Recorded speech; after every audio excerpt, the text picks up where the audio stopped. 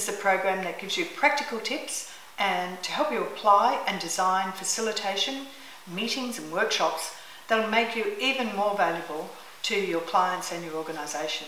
I'm Margo and I'm here today with my colleague Will Bessen. Hi Will. How you going, Margo? Pretty good. So today we're going to talk about is it possible for a facilitator to switch roles and actually be like a content expert as well? This is a question that we've had a couple of viewers get in with.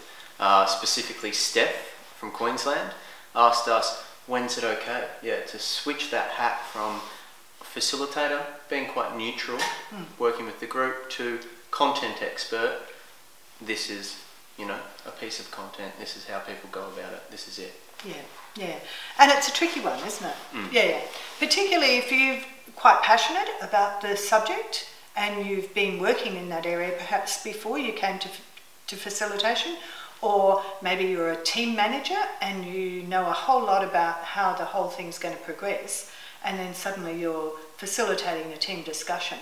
The temptation to get in there and actually tell people how it is very strong. But to be a good facilitator, we all know that it's important to remain neutral and allow the group to actually kind of discover and make these decisions themselves. So one of the things is that you could, if you find that sometimes you need to actually give groups a bit of information so that they can continue the discussion.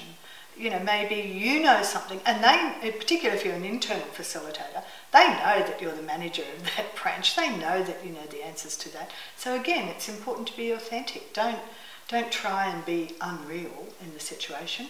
And one of the ways that I've found to do it is to say, I'm just going to step out of my role as a facilitator. I'm going to step into my role here as the project manager of this idea.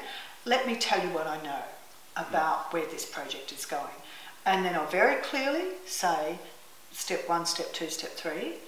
Are there any questions? So again, in that role, the content expert, you're actually fending the questions, giving the group more information, and then when you feel like everyone's up to speed, knows where they're going, say, okay, are you okay if I step back into the facilitation role now? Being really clear and signposting there, that transition. Yeah. Have you found that sort of thing is necessary? Yeah, I'm a big believer as well that there shouldn't be a hard and fast rule about that, as long as you're willing to signpost that for the group and they take that on and go, yeah, that's fine. Yeah. If they jump up and down and say, no, that's not your place, then at least you know that. Yeah. I'm also a big believer, as you said, in giving groups the information they need for an informed discussion. I think there's a trap you can fall into, which is about trying to be totally neutral, but having a group talk around in circles because they don't just have that vital piece of information that really would bring that discussion up a level. Yeah. So a lot of the work I do is in governance and capacity building with community groups, and particularly Indigenous corporations. And often something that comes up is around how do we manage our farm? And sometimes groups don't have a full understanding of you don't just have to run sheep or cattle or not do anything. There's a whole range of options in between, which may be to sublease a property, to employ a contract manager. And sometimes I pause from my facilitative approach and say, here's a range of options that you could consider, and then put it back on them to consider those options. Yeah. It just lifts that discussion a bit. There's also times when you have to take off that facilitator hat because there might just be something that's purely compliance. Yeah. Like, no, sorry guys, you can't do that under your constitution, or you've got a policy in place that says no. And groups will often go, okay, because they tried to test that with you and you can play backwards and forwards. It's just what you have to keep remembering there is that facilitative approach, try and be neutral as much as possible, but there are options. Yeah, and I think what you've highlighted there for me is the need to be authentic.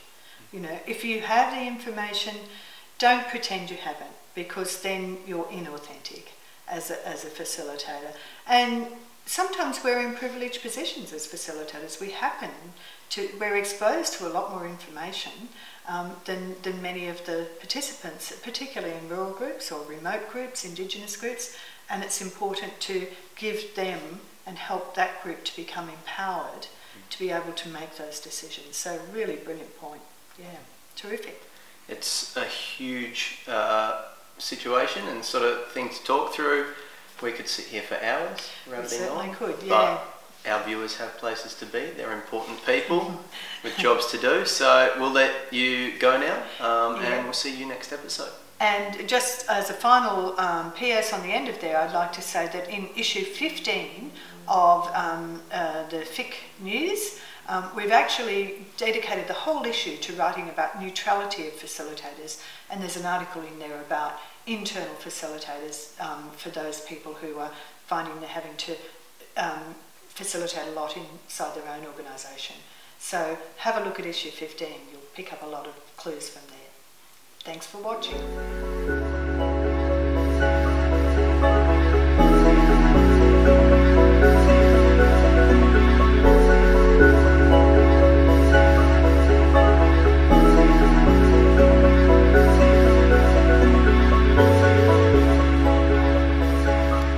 The first one